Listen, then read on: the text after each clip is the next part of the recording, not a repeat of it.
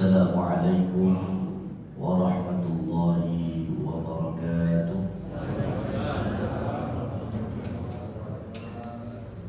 Alhamdulillah, alhamdulillahi wa kafa, wassalatu wassalamu ala sayyidina Muhammadin al-Mustafa wa ala alihi wa ashabihi min ahli tuqa wal wafa. Subhanaka la ilma lana illa ma 'allamtana innaka antal alimul hakim. Allahumma rzuqna fahman nabiyyin wa hifdzal mursalin wa ilhamal malaikatil muqarrabin bi rahmatika ya arhamar rahimin. Amin ya rabbal alamin. Amma ba'du. Ma'asyiral muslimin, Bapak Ibu para jamaah sekalian, alhamdulillah tsumma alhamdulillah, puji dan syukur kehadirat Allah Subhanahu wa taala. Pada kesempatan pagi hari ini Allah tentukan untuk kita memiliki kecontohan dalam hidup ini untuk melakukan tindakan taat kepada Allah Subhanahu wa taala.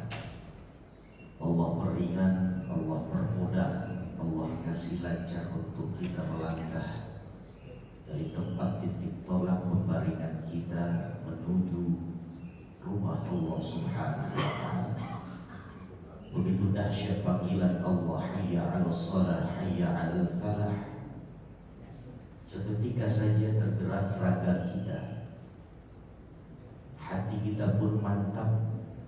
Yang kita tuju adalah memenuhi undangan Allah untuk kita tunaikan tugas suci kita selaku umat Islam, yakni sholat subuh sebanyak 2 rakaat. Tentunya ini adalah merupakan kurnia dan anugerah yang Allah berikan kepada kita besar. Harapan besar kita pula adalah mudah-mudahan Allah Subhanahu wa ta'ala tidak hentikan kenikmatan ini. Allah tidak skorsing anugerah yang besar ini. Justru kita mohon kepada Allah, mudah-mudahan di hari-hari mendatang Allah tetapkan untuk kita menjadi orang-orang yang mampu menegakkan ibadah salat sampai maut menjemput. Mudah-mudahan Allah matikan kita tetap dalam keadaan sujud di hadapan Allah, sehingga Allah matikan kita dalam keadaan husnul khatimah. Amin ya rabbal. Tentunya husnul khatimah adalah menjadi dambaan dan juga harapan setiap muslim yang mengerti tentang nikmatnya husnul khatimah. Husnul khatimah harus kita perjuangkan, bukan hanya harapan, tidak hanya sekedar doa, perlu pembuktian secara nyata. Keberadaan kita di rumah Allah, di bangunan yang mulia masjid ini adalah merupakan bagian yang tidak terpisahkan dari perjuangan kita untuk menggapai husnul khatimah. Karena yuk sama-sama kita tancapkan niat beriktikaf di dalam rumah Allah. Mudah-mudahan dan kita jadikan iktikaf kita pada pagi hari ini insya Allah menjadi wasilah kita untuk mendapatkan penutup kehidupan kita yang baik di akhir batas akhir kehidupan kita nanti. Mari sama-sama kita niatkan untuk kita beriktikaf. Ikuti sebelah saya. Bismillahirrahmanirrahim. Nawaitu an a'takifa fi hadzal masjid ma dumtu fihi sunnatan lillahi ta'ala walhamdulillahi rabbil alamin. Para jamaah sekalian yang dimuliakan oleh Allah Subhanahu wa ta'ala, kita berbincang terkait tentang peristiwa Isra dan Mi'raj, yang lalu kemudian insya Allah kaitan dengan peristiwa Isra dan Mi'raj ini adalah hal atau momentum pemantik untuk kita meningkatkan, memajukan kualitas iman. Itu tema yang diberikan oleh Dewan Pengurus kepada saya. Saya katakan siapapun orangnya, bahwa dengan menyodorkan ini sajian dan hidangan bermateri peristiwa Isra dan Mi'raj meningkatkan kualitas iman adalah pemberi tema orang cerdas.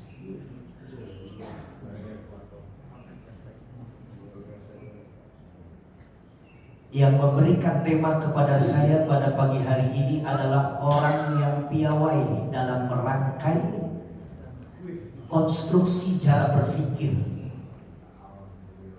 Sebab peristiwa Isra dan Mi'raj erat kaitannya dengan iman.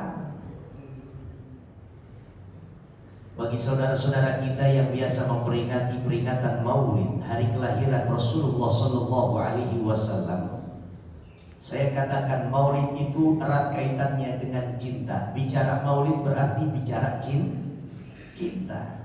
Bicara cinta berarti soal rasa. Nah, peristiwa Isra dan Mi'raj saat kita bincangkan dari sisi manapun pembicaraan itu kita gulirkan, maka berkenaan itu keseluruhannya adalah tentang iman. Dimanapun kita berbincang, sejauh yang menjadi objek bahasan kita adalah Isra dan Mi'rajnya Rasulullah Sallallahu Alaihi Wasallam, maka yang harus kita siapkan adalah nilai iman, keyakinan yang utuh, total, yang tidak parsial. Ini modal sebelum kita jauh berbincang tentang Isra dan Mi'raj. Lalu kemudian bagaimana meningkatnya kualitas iman seseorang saat beliau Rasulullah Shallallahu Alaihi Wasallam diperjalankan oleh Allah dalam proses Isra dan Mi'rajnya. Kita kembali. Justru saat kita bincang tentang Isra dan Mi'raj itu adalah yang kita siapkan iman, sementara daya talar kita simpen dulu. Logika kita kantongin sebentar lagi.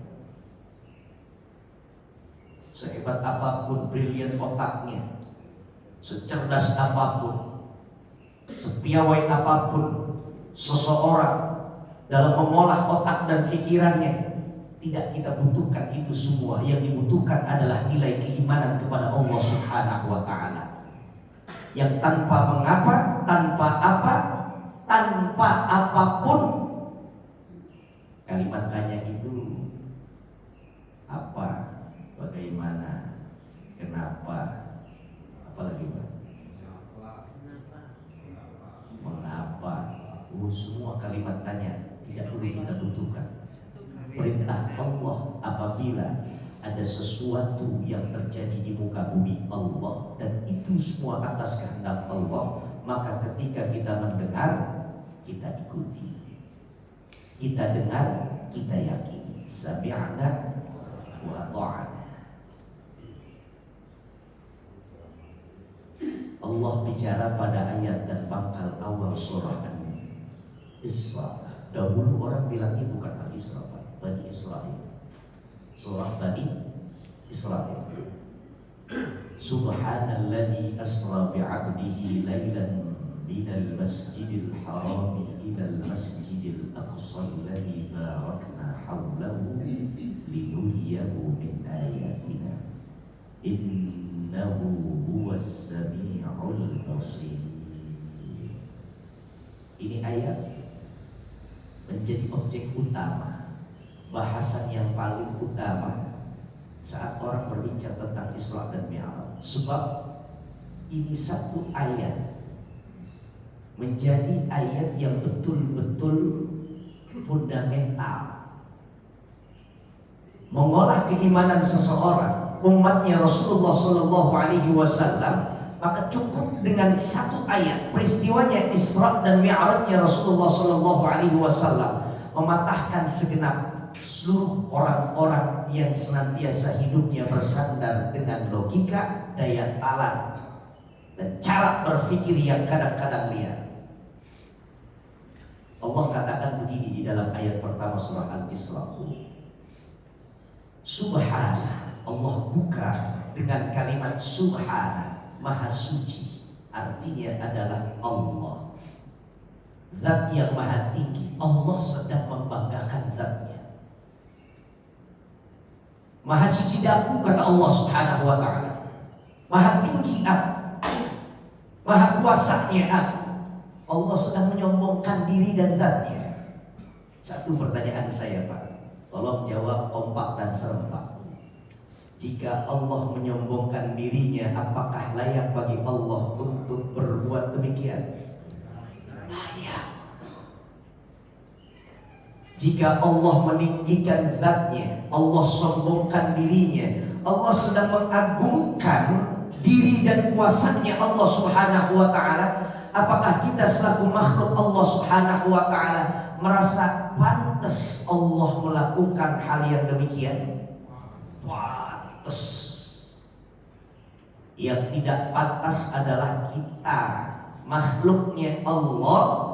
Seringkali kita melakukan tindakan yang itu adalah haknya Allah. Haknya Allah itu adalah makhluk memuji, meninggikan diri dan zatnya Allah. Itu hak Allah. Dan karena memang sifatnya Allah adalah Al-Mutakabbir, yang maha menyombongkan diri.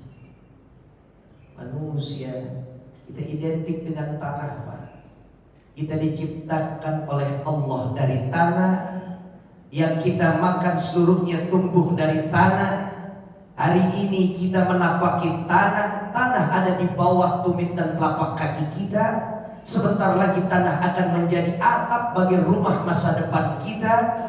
Bahkan kita akan kembali ke tanah, dibangkitkan pula dari tanah. Kita seluruhnya makhluk Allah serba tanah. Tapi mengapa kehidupan kita masih banyak sikap-sikap kita yang melangit?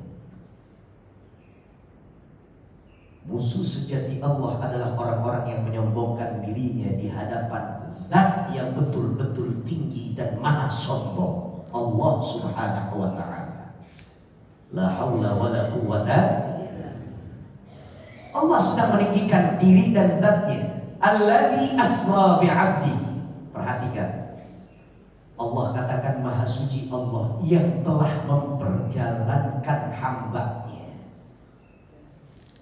Jadi cukup dengan ayat ini, bahkan sampai potongan di ayat ini saja itu sudah mematahkan bagi mereka orang-orang yang bilang nonsen jauh panggang dari api di Isra Mi'raj. Bayangkan bagaimana bisa seorang manusia tanpa ada ilmunya ilmu sihir maksudnya Pak, tanpa memiliki kekuatan yang dia kuasai adalah soal bumi, langit dan juga di antara keduanya, berjalan berpindah dari satu tempat ke tempat selanjutnya, Masjidil Haram ke Masjidil Aqsa, yang kurang lebih kalau kita hitung 1461,7 km jauhnya Pak. Ini baru perjalanan horizontal. Jalur darat masih. Masjidil Haram masih saat ini di Mekah. Mekah tidak bergeser pada Arab Saudi, tidak bergeser pada negara lain, masih di Arab Saudi. Yerusalem, Al-Aqsa masih di Palestina. Perjalanan jauh Pak. Lalu kemudian bukan hanya darat, tapi lintas vertikal, ditembus 7 petala dan lapis langit, diangkatnya oleh Allah Subhanahu wa ta'ala. Ini perjalanan adalah keinginan dari Allah, bukan kepinginnya Nabi Muhammad. Banyak orang yang salah berpikir sehingga menolak, mengingkari, menampik tentang peristiwa Isra dan Mi'raj. Lihat ayatnya, Allah yang memperjalankan. Bagi Allah apabila kehendak itu sudah dibulatkan oleh Allah Subhanahu wa ta'ala, maka segenap sesuatu qul, Allah katakan jadi, fayakun. Lalu kemudian tercipta. Yasin kita dapat itu di pangkal di ujung ayat pada surah Yasin, innama amruhu idza arada syai'an ay yaqula lahu kun fayakun. Allah jika sudah berkehendak akan sesuatu, maka pada sesuatu tersebut Allah tinggal katakan jadi Anda, akan tercipta itu apa yang dikehendaki oleh Allah.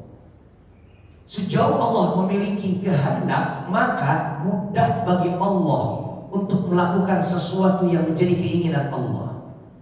Tapi apabila satu hal tidak diinginkan oleh Allah, sehebat apapun mendorongnya, maka tetap tidak akan pernah terjadi akan sesuatu tersebut. La haula wala quwwata illa billah.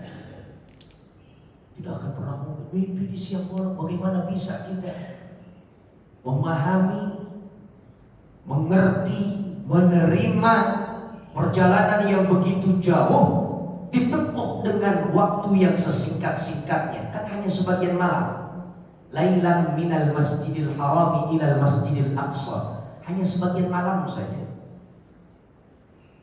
Sebab menjelang fajar menyingsing, Rasulullah SAW sudah dikembalikan oleh Allah Subhanahu wa taala persis di mana Allah memberangkatkan baginda Rasul. Di situ titik tolak terbangnya, di situ pula Allah Subhanahu wa taala menyelesaikan proses Isra dan Mi'raj, dikembalikannya jasad dan tubuhnya Rasulullah SAW.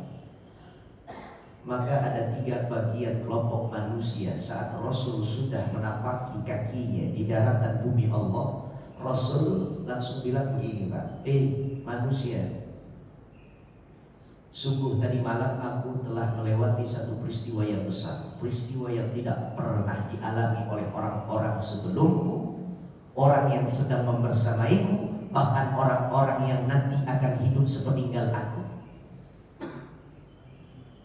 Tidak ada manusia yang merasakan Isra dan Mi'raj seperti Allah Subhanahu wa taala perjalankan Rasul pada proses Isra dan Mi'raj. Tidak ada satu nabi pun, satu rasul pun, hanya ansikh semata-mata Rasulullah sallallahu alaihi wasallam. Allahumma salli wa sallim ala sayyidina Muhammad wa ala ali sayyidina Muhammad. Yakinilah oleh kalian, percayalah padaku, sungguh aku berjalan pada Masjidil Haram, kemudian aku bergeser ke Masjidil Aqsa. Di situ aku sholat mengimami para nabi dan rasul-rasul Allah terdahulu sebelum aku. Lalu kemudian Allah mengangkat aku ke 7 petala langit, lalu kemudian ke Sidratil Muntaha, dan tidak lama aku turun dan aku sampai sebelum fajar terbit. 3 kelompok manusia. Yang pertama, ada manusia-manusia yang langsung menolak. Oh Muhammad, ente ini sudah gila, Anda ini ODGJ, Anda perlu diobati, diterapi. Hal yang paling tidak mungkin itu adalah hal yang baru saja kau ungkapkan. Itu kata siapa, Pak? Kafir Quraisy Mekah yang ketika itu senantiasa menindas baginda Rasul, dikejar, diintimidasi Nabi. Sekarang dibully Nabi Muhammad. Jangankan percaya, Pak, jangankan percaya, dibully baginda Rasul, diejek, direndahkan. Muhammad gila. Orang-orang yang sudah menjawab panggilan Muhammad dan masuk ke dalam ajaran Muhammad, lihat ini pemimpin kau, penipu dia, dusta sana, bohongi sini. Itu kata kafir Quraisy Mekah ketika itu menolak kelompok yang pertama. Yang kedua, sahabat yang sudah masuk ke dalam ajaran agama Rasul, yang ketika itu sudah mengucapkan kalimat syahadatain, maka seketika saja ragu, Pak, ragu. Betul juga ya, secara logika, dengan alat berpikir kita yang bernama akal, hal yang paling tidak mungkin perjalanan begitu jauh. Dahulu belum ada kereta, belum ada roda 4, bahkan belum ada ditemukan bagaimana cara pesawat itu terbang dan mengudara. Belum ada, hanya onta, keledai, bahkan kuda sekalipun tidak akan pernah mampu untuk menembus perjalanan yang begitu jauh. Sebagian malam, Pak, bukan sepenuh malam. Sebagian malam, kemudian balik lagi sebelum terbit fajar. Dulu saya senang riding.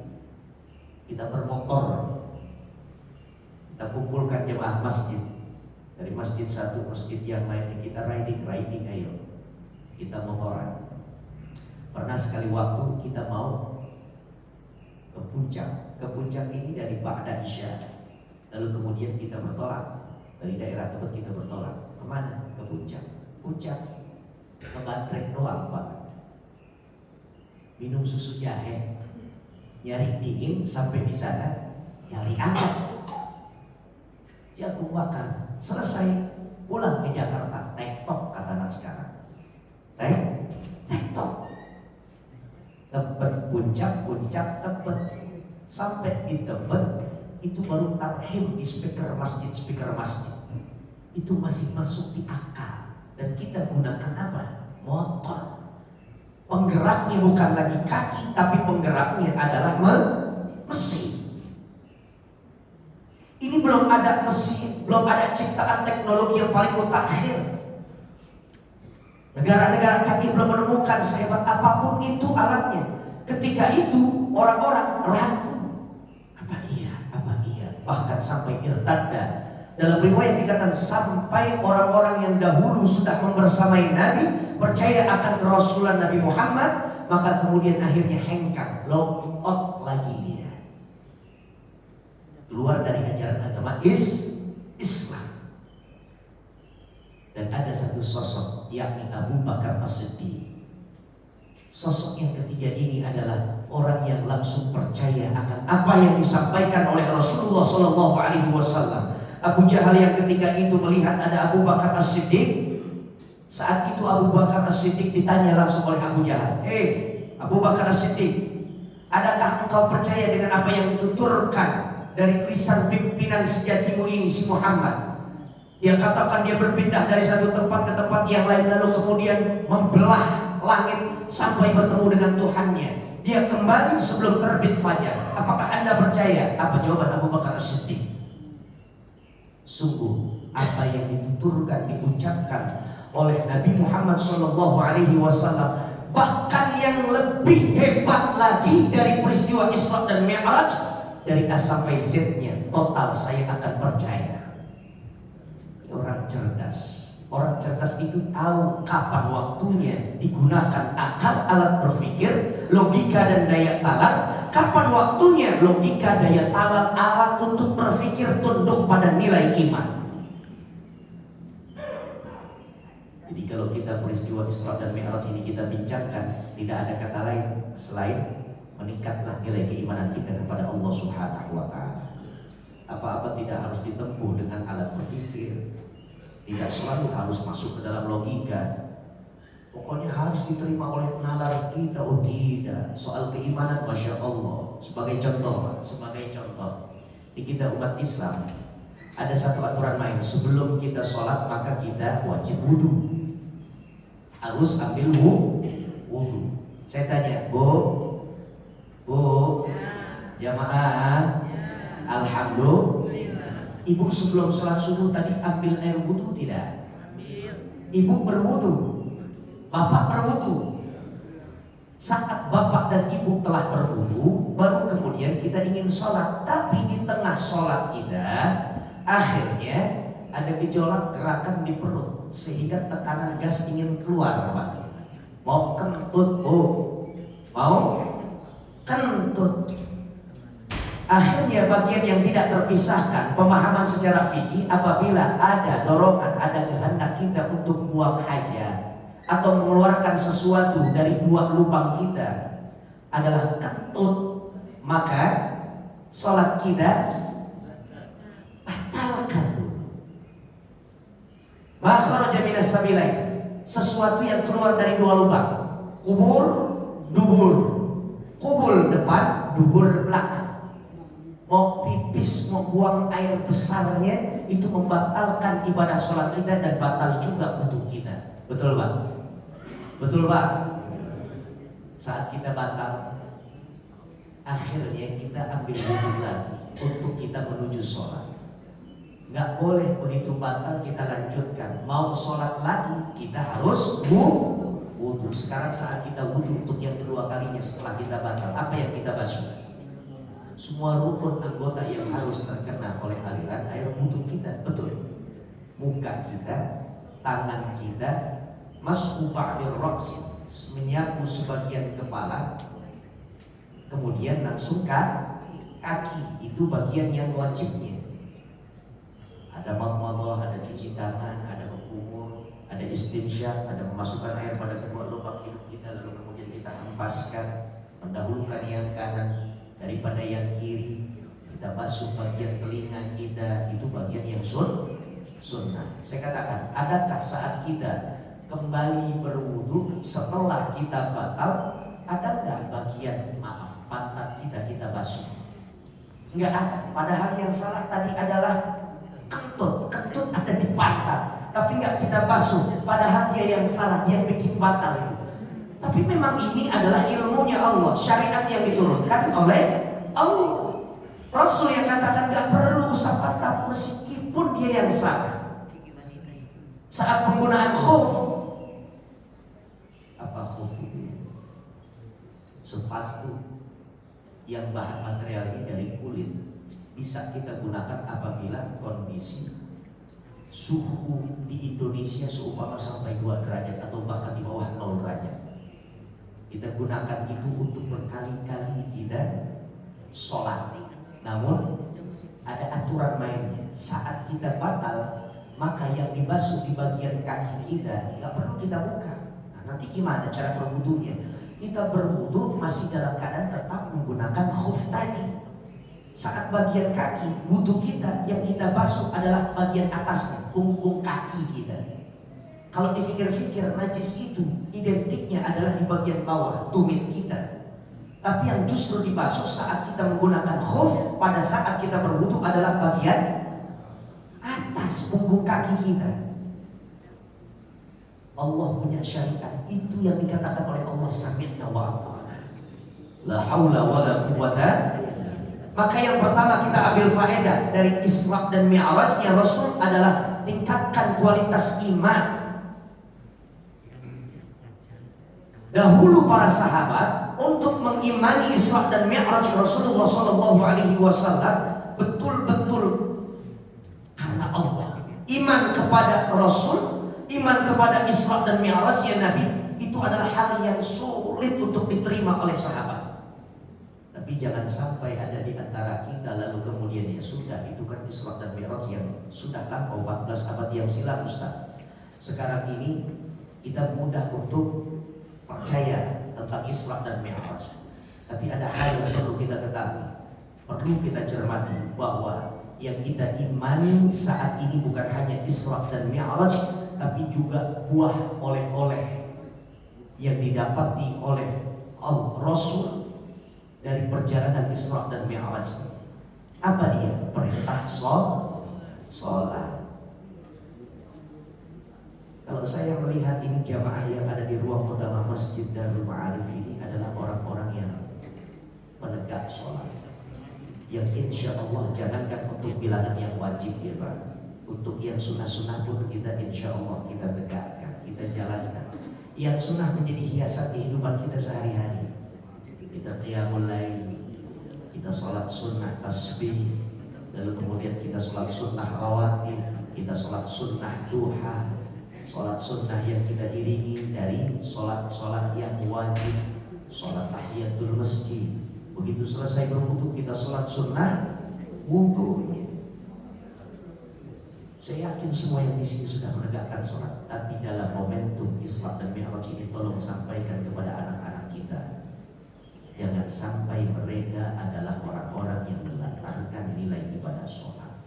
Hebatnya sholat belum ditanya perkara kita tentang dunia kita yang lainnya sebelum ibadah sholat ditanya oleh Allah Subhanahu wa Ta'ala. Itu perkara pertama kali akan ditanya oleh Allah, dan kita mempertanggungjawabkan aktivitas dan kegiatan kita di dunia. Allah tidak akan tanya saat kita dihakimi oleh Allah, kita disidang berdiri di hadapan Allah. Fulan bin Fulan, bagaimana keadaan di duniamu saat itu? Berapa banyak silaturahimmu ke rumah-rumah saudara dan rekanmu? Allah belum tanya itu. Fulan bin Fulan, berapa banyak ayat yang kau baca dari qiraatul Quran? Allah belum tanya itu. Umrahmu yang setiap bulankah? Belum tanya. Tahun berapa anda buat haji? Belum tanya. Zakatmu, infak, sedekah berapa banyak? Kalau aku kalkulasi, ini catatannya, betul? Belum ditanya oleh Allah. Yang kali pertama ditanya oleh Allah Subhanahu wa Ta'ala adalah Apa kabar sholatmu saat di cerita dunia kemarin? Itu pertanyaan Allah. Awwalu ma yuhasabu bihil abdu yawmal qiyamah as-sholat. Perkara yang pertama kali akan ditanya oleh Allah Subhanahu wa ta'ala adalah sholat. Sholat ini punya peringkat paling atas dalam tatanan seluruh rangkaian ibadah dan pengabdian seorang hamba kepada Allah Subhanahu wa ta'ala. Orang jika mencermati 114 surah dalam Al-Quran, 6.666 ayat banyaknya, 30 juz jumlah keseluruhannya. Coba kita cermati. Allah Subhanahu wa ta'ala saat memberikan perintah dalil ayat Al-Quran itu seluruhnya Rasul tunggu di bumi sampai didatangi, disambangi, bertandang Jibril di hadapan Rasul. Lalu kemudian Jibril sampaikan titipan pesan dari Allah di hadapan Rasulullah. Perintah zakat diterima oleh Nabi di mana? Saat Rasulullah SAW ada di darat. Semua perintah Allah dengan wasilah Jibril, lalu kemudian Allah turunkan ayat itu masuk ke permukaan bumi Allah. Tapi beda, istimewa, spesial, Pak. Khusus ini tentang sholat, Allah tidak menginginkan ayat itu turun lalu kemudian Rasul menerima di bumi. Tapi Allah angkat cerita Isra dan Mi'raj untuk menerima buah perintah ibadah sholat. Rasul langsung diundang oleh Allah untuk naik ke Sidratul Muntaha. Dalam hal ini Jibril lagi non tugas, sebab perintah itu antara Allah dengan kekasihnya, antara Allah dengan belahan jiwanya, antara Allah dengan kekasih hatinya. La haula wala quwata. Makanya ibadah sholat bagi mereka orang-orang yang mengerti tentang kedudukan ibadah sholat, ya sudah, orang apabila dalam keadaan kemelut, orang sedang mengejar hajatnya, ya sudah, lalui saja dengan jalur sholat, selesai, beres. Makanya banyak para ulama kita, sebelum Anda membereskan semua sektor kehidupanmu, maka bereskan dulu sholatmu. Saat kau benahi sholatmu, sungguh kau sedang benahi seluruh sektor kehidupanmu. Rumah tangga, masyarakat, berbangsa, bernegara, kantor, soal dagangan, soal jalinan kita kepada rekan kerja kita, antar kita dengan pimpinan kita, kita dengan bawahan kita, semuanya selesai diselesaikan oleh Allah melalui jalur sholat kita. La haula wala quwata. Tolong tularkan kepada anak-anak kita. Tolong tularkan kepada anak-anak kita. Nah, sholat saya. Nah, jaga kewajiban sholat. Si abang kita sampaikan, si adik pun juga kita sampaikan. Betul Pak? Insya ya, rakaat kedua imam kita sudah memperingatkan kepada kita, jangan sampai lepas doa Ibrahim untuk anak keturunannya. Rabbi ja'alni muqimas salati wa min dzurriyyati Rabbana wa taqabbal du'a. Rabbi ja'alni, ya Allah, ya Tuhanku, jadikanlah diriku muqimas shalah, artinya adalah orang-orang yang menegakkan sholat. Wa min dzurriyyati, dan juga keturunanku ya Allah. Jangan lupa ya Allah, bukan hanya aku yang kuinginkan untuk aku menjadi penegak sholat, orang-orang yang menjaga nilai-nilai sholat di dalam sholat, lalu kemudian kami terapkan untuk di luar sholat. Ini harus dipahami Pak. Kita orang yang sholat, di dalam sholat itu Masya Allah, butiran doa kita terima dari Allah Subhanahu wa ta'ala. Kebaikan itu disalurkan oleh Allah saat kita sholat. Doa terucap pada lisan-lisan kita, kemudian langsung melangit kepada Allah Subhanahu wa ta'ala. Oleh karenanya nilai positif di dalam sholat itu jangan sampai terputus saat kita keluar sholat. Assalamualaikum warahmatullahi, assalamualaikum warahmatullahi. Begitu selesai, ya sudah selesai juga nilai sholat. Jangan. Sejatinya sholat, inna sholata tanha 'anil fahsya'i wal munkar, Sungguh sholat itu mencegah diri seseorang dari potensi untuk berbuat maksiat, hal yang dilarang oleh Allah, bahkan kemungkaran. Itu apabila nilai-nilai di dalam sholat dia bawa untuk dia terapkan di luar sholat. Saat kita sholat mata nggak boleh jelalatan, betul Pak? Ada bahasa Rasul dalam hadisnya, awas waspadai di dalam kehidupan kalian para pencuri di dalam sholat. Pencuri di dalam sholat. Siapa mereka pencuri di dalam sholat? Wahai Rasul, bertanya sahabat, mereka adalah yang saat dalam keadaan sholat dia lihat pandangan yang tidak halal untuk dia lihat. Artinya tidak diperkenankan untuk melihat bagian kanan, kiri. Oh ini kaligrafinya bagus banget, ini masjid Darul Muharris. Dia lagi sholat, dia lagi menghadap Allah. Dia tidak letakkan pandangannya pada tempat sujud. Saat di luar sholat, maka pandangan kita pun harus tetap disiplin. Tidak boleh melihat sembarang objek, tidak boleh. Mana panorama yang halal untuk oh ini panorama yang halal, oh ini haram. Tundukkan kepala. Dalam keadaan sholat, kita betul-betul merasa diperhatikan oleh Allah. Begitu keluar dari sholat, maka kita harus senantiasa diawasi oleh Allah Subhanahu wa Ta'ala. Makna ihsan itu harusnya tumbuh saat kita sholat. Apa ihsan? An ta'budallah ka'annaka tarahu, fa in lam takun tarahu fa innahu yaraka. Kau ibadahi Allah seolah-olah kau lihat ada Allah di hadapan. Fa in lam takun tarahu, apabila kau tidak mampu melihat Allah ada di hadapanmu, fa innahu yaraka, ya sudah yakini, percayai bahwa Allah sedang mengawasi engkau. Sehingga kita keluar dari salat, assalamualaikum warahmatullah, assalamualaikum warahmatullah, Allah sedang melihat kita. Selesai sholat kita balik ke ruang kantor kita, sehingga di ruang kantor kita penuh diawasi oleh CCTV-nya Allah. Tidak akan berbuat curang kita di dalam kantor kita. Para pedagang saat dia sholat tunduk patuh di hadapan Allah. Begitu keluar sholat tidak mengurangi timbangan, tidak merugikan konsumennya. Seorang suami sholat, begitu selesai sholat maka tutur dan ucapnya akan menenteramkan hati istrinya. Istri yang sedang sholat lalu kemudian khusyuk, kekhusyuan itu dibawa di luar sholat, maka kemudian berkomunikasi dengan sang suami, tidak menggunakan kata-kata yang menyakitkan hati suami. Apabila sampai bangkang atas perintah suami, itu sejatinya nilai sholat dibawa di luar sholat. Insya setelah nilai keimanan, bicara Isra dan Mi'raj, setelah nilai keimanan kepada Allah yang harus menambah kuat dan kokoh, kemudian ini perkara adalah tentang ibadah sholat. Yang ketiga sebagai penutup adalah jangan tinggalkan masjid. Siapapun yang berbicara tentang Isra dan Mi'raj pasti tidak akan lepas tentang peranan masjid. Kok bisa Ustaz? Apa hukum kaitnya Isra dan Mi'raj dengan masjid?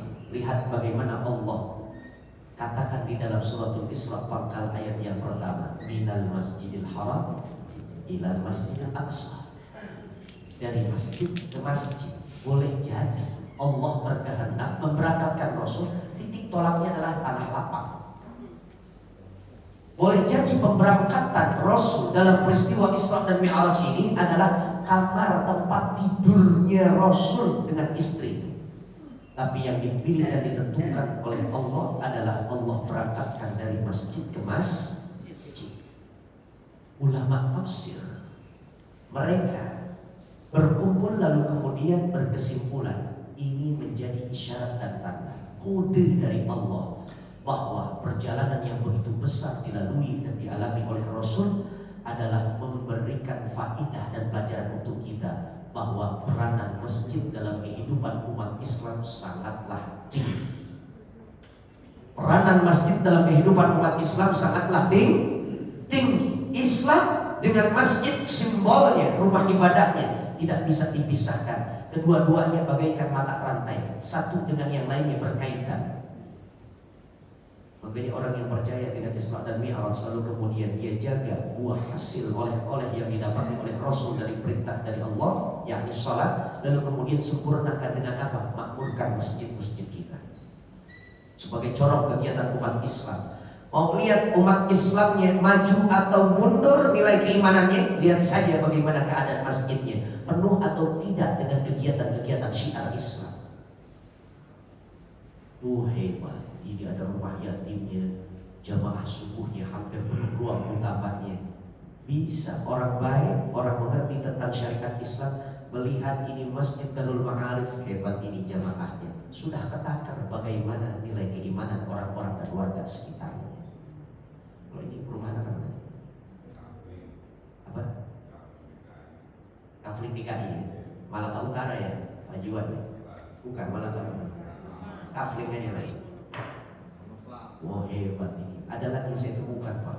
Masjidnya nggak begitu besar, tapi hampir sama dengan apa namanya, ragam konstruksi bangunan ini. Masya Allah. Bahkan sampai membludak di bagian serambi dan juga teras-teras. Di mana itu? Di daerah Jakarta Barat. Sisi kajiannya tertegun saya, Masya Allah. Apakah ini Jogokariannya DKI punya? Jogokarian ada di sana. Barangkali ini Jogokariannya DKI. Hebat Pak, Masya Allah. Dan ternyata betul, setiap saya melihat usil mata saya. Jamaah demi jamaah saya lihat, Masya Allah. Nilai-nilai sunnahnya pun diterapkan. Nilai-nilai sunnahnya diterapkan. Hebat Masya Allah. Itu hasil daripada nilai masjid yang betul-betul difungsikan dalam kehidupan umat Islam. Lihat, Rasul mempersatukan kaum muhajirin dengan Ansar tidak jauh daripada Masjid Quba. Masjid Quba yang menjadi pemersatunya. Masjid, strategi perang diletakkan oleh Allah dan Rasulnya itu adalah di dalam masjid. Masjid menyatukan yang sedang berselisih. Banyak kegiatan-kegiatan yang bisa kita lakukan di dalam masjid. Oleh karenanya, innama ya'muru masajidallah man amana billahi wal yaumil akhir. Hanya saja orang-orang yang betul-betul keimanannya kokoh dan kuat, hanya mereka orang-orang yang mampu memakmurkan dan mensyiarkan isi masjid. Jadi orang yang di luar daripada masjid, tidak pernah ke masjid, padahal tinggalnya di gang masjid, maka keimanan itu dipertanyakan oleh Allah Subhanahu wa Ta'ala. Antara iman dengan masjid adalah hal yang sangat berkaitan. Ini yang dapat saya sampaikan. Mudah-mudahan Allah Subhanahu wa Ta'ala memberikan kepada kita nilai keimanan yang kokoh dan kuat. Justru dengan peristiwa Isra dan Mi'raj ini lebih meyakinkan kepada diri dan juga keimanan kita bahwa sungguh Allah yang Maha Kaya, Allah yang Maha Bisa, Allah yang Maha Mampu. Segenap apapun yang kita ukur dengan kemampuan kita, maka kita pasti akan terbatas. Tapi apabila sesuatu yang kita tidak akan pernah mampu, ketika kita sandingkan kepada Khaliq, Allah pencipta, maka pencipta kita memiliki sifat yang tanpa batas. Kita berdoa kepada Allah, mudah-mudahan Allah Subhanahu wa Ta'ala memberikan kepada kita nilai ibadah sholat yang makbulah, yang senantiasa diterima oleh Allah Subhanahu wa Ta'ala.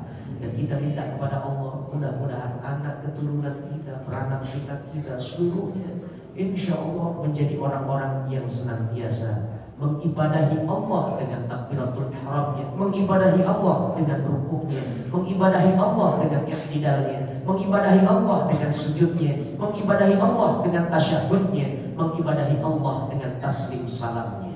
Dan kita berdoa kepada Allah, mudah-mudahan kita dan keluarga kita disatukan oleh Allah di dunia ini pada atap sakinah mawaddah rahmah, dan Allah kembalikan kebahagiaan itu masuk pada ruang wajah penuh kenikmatan yang bernama syurga, tanpa bercerai-berai anggota keluarga orang terkasih dan tercinta kita di negeri akhirat. Ala hadhihi wa ala kulli niyyah shalihah. Wa ila hadratin Nabi Mustafa Rasulullah sallallahu alaihi wasallam. Al-Fatihah. Bismillahirrahmanirrahim. Alhamdulillahi rabbil alamin, arrahmanir rahim, maliki yaumiddin.